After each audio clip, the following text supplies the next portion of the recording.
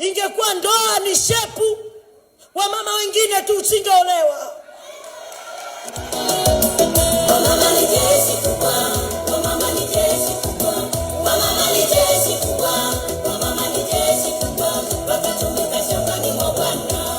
Ni jeshi kubwa. Wamama mpo? Ingekuwa kuolewa ni shepu wa mama, kuna ambao wasingekuwa kwenye foleni.